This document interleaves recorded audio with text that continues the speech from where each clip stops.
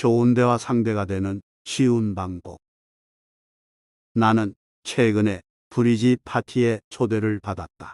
나는 그 게임을 즐기지 않았는데 그 자리에 있었던 어느 금발의 부인 또한 그랬다. 그녀와 대화를 나누던 중 아라비아의 로렌스로 유명한 로웰 토머스가 라디오로 옮기기 전까지 내가 그의 매니저였다는 사실을 알려주었다. 그리고 그를 도와 당시 공연 중이던 유명한 여행 만담을 준비하기 위해 수차례에 걸쳐 유럽을 다녀왔다는 사실도 이야기했다. 그랬더니 그녀가 물었다. 그럼 카네기 씨, 여행 중에 가봤던 멋있는 곳들과 아름다운 경치에 대해 얘기해 주실 수 있으신가요? 자리를 잡고 앉았을 때 그녀는 남편과 최근에 아프리카 여행을 다녀왔다고 이야기했다. 아프리카요? 나는 크게 외쳤다. 정말 재미있었겠군요. 저는 늘 아프리카에 가보고 싶었습니다만 알제리의 수도 알제에서 고작 24시간 머문 것이 전부였습니다. 맹수나 큰 동물들이 있는 곳은 가보셨나요? 정말요? 운이 좋으시군요. 정말 부럽습니다. 아프리카에 대해 좀 더 얘기해 주십시오. 부인의 얘기는 45분이나 계속되었다.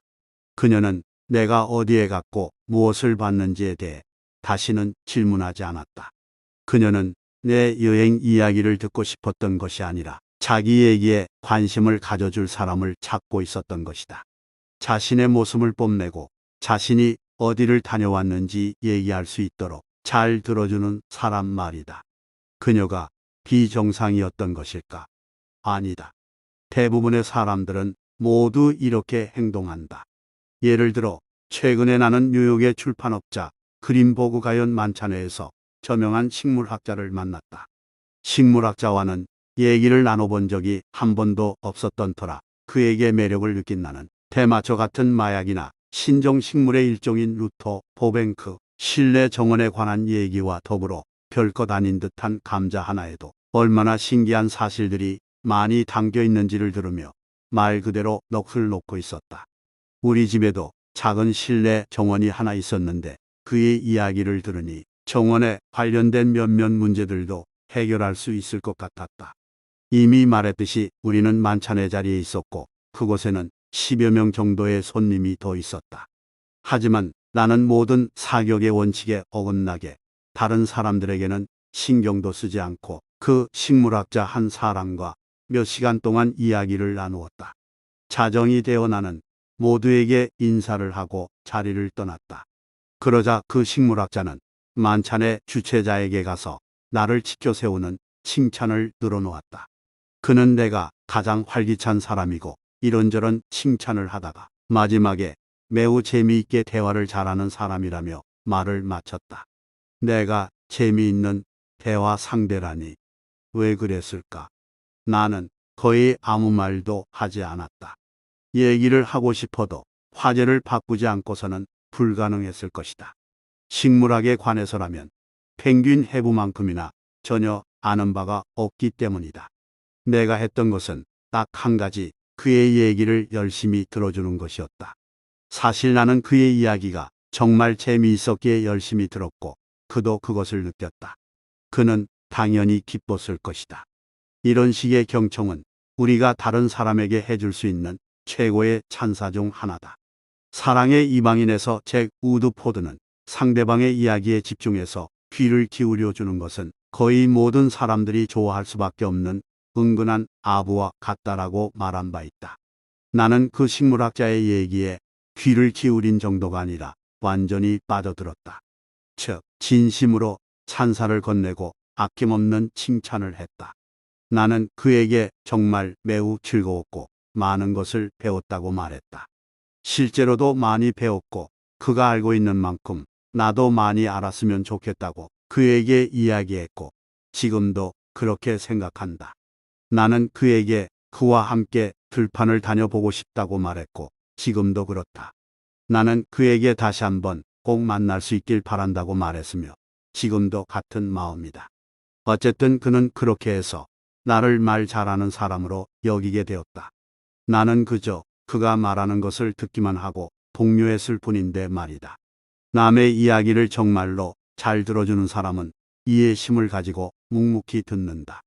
만성적인 불평꾼이나 가장 지독한 비평가들이 킹코브라가 독을 뿜어내듯 독소를 퍼붓는 동안에도 말이다. 그리고 이런 사람들이라 해도 그렇게 이야기를 잘 들어주는 사람 앞에서는 유순해지고 누그러지기 마련이다.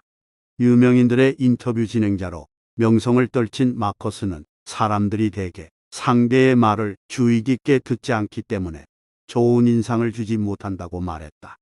사람들은 다음에 질문해야 할 것에만 너무 신경을 쓴 나머지 잘 듣지 못합니다. 하지만 유명인들은 말 잘하는 사람보다는 잘 들어주는 사람이 되겠다고 이야기합니다.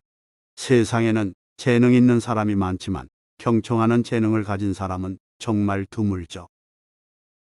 거물급 인사들만이 잘 듣는 사람이 되길 바라는 것이 아니라 일반인들 역시 그런 사람이 되고 싶어 한다. 남북전쟁으로 인해 시국이 어지러울 당시 링컨은 일리노이주 스프링필드에 살고 있는 옛 친구에게 몇 가지 상의할 것이 있으니 워싱턴에 와달라는 편지를 썼다. 친구가 백악관에 도착하자 링컨은 노예 해방 선언을 하는 것이 타당한가에 대해 그와 몇 시간에 걸쳐 이야기했다. 또한 그런 움직임에 대한 찬반 논의를 검토하고 신문에 실린 기사와 의견들을 읽어주었다.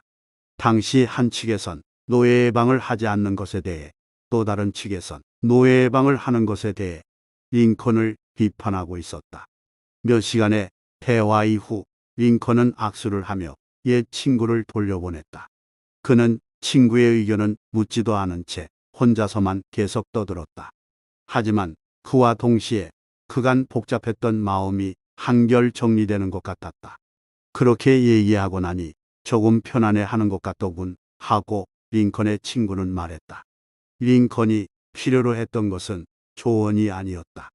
그는 자신의 짐을 덜 수 있도록 편안하게 공감해줄 총자를 원했고 이것이야말로 문제가 생겼을 때 사람들이 가장 필요로 하는 것이다. 대부분의 화난 고객, 불만에 가득 찬 직원이나 상처받은 친구가 원하는 것도 이것이다. 사람들로 하여금 당신을 피하고 등 뒤에서 비웃고 심지어 격렬하게 만들고 싶다면 여기 그 비결이 있다. 상대방의 말을 끝까지 듣지 말고 쉴 새 없이 당신 얘기만 늘어놓아라. 만약 다른 사람이 말하는 중간에 무슨 생각이 떠오르면 그 사람의 말이 끝날 때까지 기다리지 마라. 그는 당신만큼 똑똑하지 않다. 왜 그 사람의 쓸데없는 수다를 들으며 당신의 시간을 낭비하는가? 그러니 즉시 당신의 입을 열어 그의 말을 끊어버려라. 당신은 이런 사람을 본 적이 있는가? 불행히도 나는 본 적이 있다. 놀랍게도 그중 몇몇은 사회적으로 명망 높은 사람들이다. 그들은 지루함 그 자체다. 자기 자신에게만 빠져 있고 자기만이 제일인 줄 아는 사람들은 정말이지 우리를 지루하기 짝이 없게 만든다.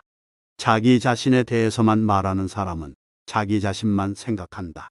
컬럼비아 대학 총장이었던 니콜러스 모리 버틀러 박사는 자기 자신만 생각하는 사람은 교양을 쌓을 가망이 없는 사람이다.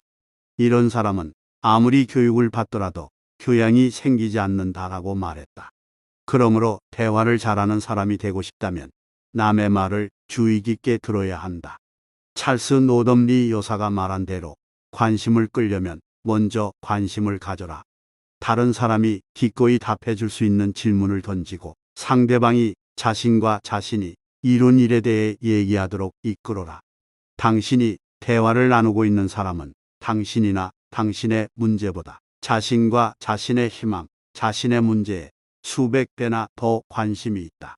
기근으로 인해 중국에서 수백만 명이 죽는다는 사실보다 자신의 이 하나가 아프다는 사실을 그는 더 중요하게 여기고 아프리카에서 지진이 수십 번 일어난다 해도 자기 목에 생긴 종기만큼의 신경도 쓰지 않는다.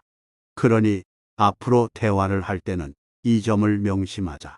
그러므로 사람들이 당신을 좋아하게 만들고 싶다면 잘 듣는 사람이 되라. 상대방이 스스로에 대해 말하도록 이끌라. 사람들을 단번에 사로잡는 방법. 사람의 행동에 있어 영원 불변의 법칙이 하나 있다.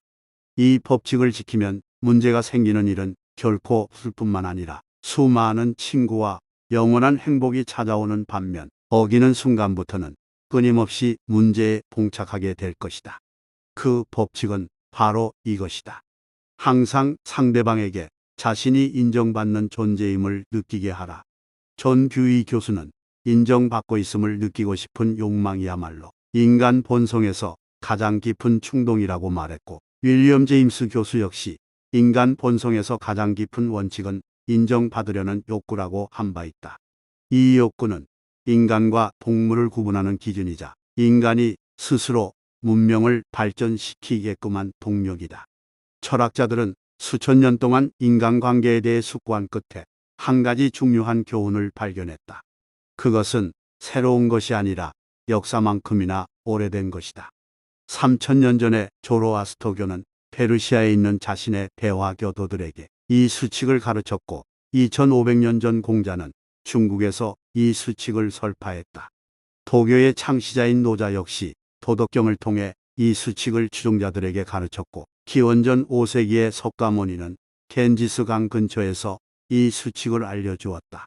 그보다 1000년 앞서 힌두교는 경전에서, 그리고 20세기 전에는 예수가 유대의 바위산에서 이 수칙을 가르쳤다.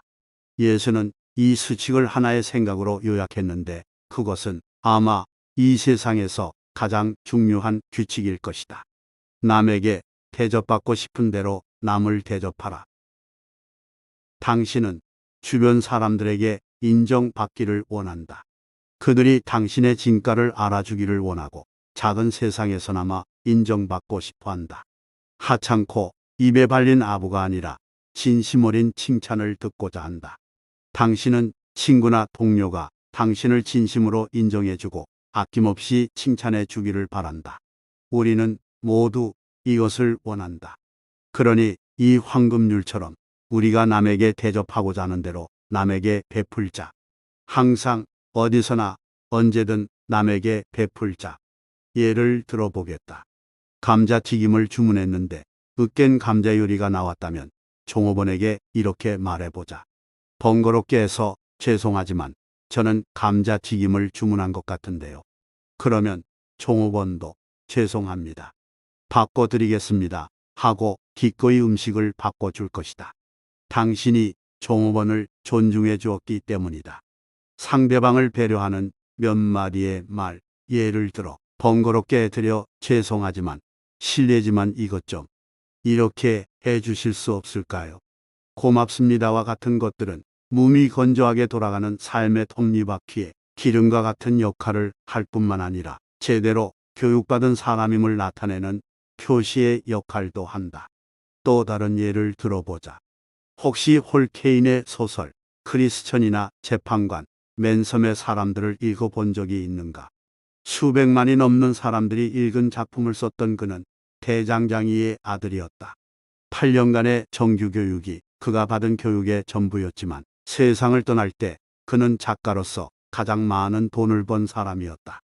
홀케인은 소네트와 발라드를 좋아해 단테 게이브리얼 로세티의 시는 모두 외울 정도였다. 심지어 그는 로세티의 예술을 찬양하는 글을 썼고 그 글의 사본을 로세티에게 보냈다. 로세티는 기뻐했다. 그녀는 아마 이렇게 생각했을 것이다. 내 능력을 이렇게 높이 평가하는 청년이라면 틀림없이 영특하겠군. 그래서 그녀는 그 대장장이의 아들을 런던으로 초대해 자신의 비서로 고용했다. 이것은 홀케인의 삶에 있어 큰 전환점이 되었다. 새로운 일자리에서 당대의 유명 문인들을 만날 수 있었기 때문이다. 그들의 충고와 격려가 그를 작가의 길로 이끌었고 마침내 그는 작가로서 이름을 남기게 되었다. 만일 그가 유명 인사를 찬양하는 글을 쓰지 않았다면 그가 이름도 없는 가난뱅이로 삶을 마쳤을지 누가 알겠는가. 진정한 마음에서 우러나오는 칭찬은 이처럼 거대한 힘을 가지고 있다. 로세티는 자신을 중요한 사람이라고 여겼다. 이것은 전혀 이상한 일이 아니다. 거의 모든 사람은 자신을 중요하다고, 그것도 매우 중요하다고 여기기 때문이다. 또 하나의 불변의 진실을 말하자면 당신이 만나는 거의 모든 사람은 결국 당신보다 자신이 우월하다고 느낀다는 것이다. 그러므로 그런 사람의 마음을 얻는 확실한 방법은 그가 자신만의 작은 세계에서만큼은 중요한 인물임을 인정해주고 당신의 그런 생각을 은근히 내비쳐 상대방이 알게 하는 것이다. 에머슨의 말을 명심하라. 내가 만난 모든 사람은 나보다 나은 점들을 갖고 있다. 때문에 나는 모든 사람에게서 배운다. 안타까운 부분은 내세울 것 하나 없는 사람들이 자신의 열등감을 어떻게든 무마시키기 위해 오히려 더 자주 큰 소리로 떵떵거리고 소란을 피우며 어깨에 힘을 준다는 것이다. 이런 모습은 상대방을 불쾌하게 하고 혐오감을 일으킨다. 인간이여, 교만한 인간이여, 그 짧은 인생 속에 살며 허황된 것에 빠져 있다니 저 하늘의 천사도 울 지경이로구나라고 셰익스피어가 말했듯이 말이다. 그러므로 사람들이 당신을 좋아하게 만들려면 상대방이 인정받고 있음을 느끼게 하라. 그리고 진심으로 인정하라. 여기까지 더 클래식 출판사의 도서 데일 카네기의 인간관계론의 일부를 소개하였습니다. 모든 사람은 누구나 다 자기 자신이 우선입니다. 좋은 대화 상대가 되는 것이 상대방의 말을 잘 듣는 것이고 사람들을 사로잡는 것이 상대방이 인정받고 있음을 느끼게 한다는 것은 그 상대방, 그들은 오로지 자기 자신에게만 관심을 두기 때문입니다. 데일 카네기는 이러한 관점으로 사람들과의 인간관계를 예를 들어 소개하고 있습니다. 이렇게 생각하는 사람도 있을지 모르겠습니다. 내가 우선이라면 다른 사람에게 굳이 관심을 둘 필요가 있을까? 여기에 답은 우리는 혼자 살지 않고 관계를 맺고 살아가고 있다입니다. 이 세상에 나 혼자 존재한다면 내가 우선일 필요가 없습니다. 왜냐하면 우선시될 비교 대상이 없기 때문입니다. 그렇기에 내가 우선이 돼 상대방에 대한 관심을 가져야 관계를 잘 맺을 수 있고 삶을 더욱 풍요롭게 살아갈 수 있습니다. 저는 데일 카네기의 인간관계론 책에서 타인의 호감을 얻는 비결에 대해서만 이야기하였지만 설득하는 비결, 상대를 변화시키는 비결, 행복한 가정을 만드는 비결 등 데일 카네기의 다양한 비결을 제시하고 있습니다. 세계 유명 경영자들이 데일 카네기 코스를 듣는 이유가 무엇일까요? 책을 정독하다 보면 자연스럽게 이해가 되실 거라 생각합니다. 더 클래식 출판사의 도서 데일 카네기의 인간관계론을 추천드립니다.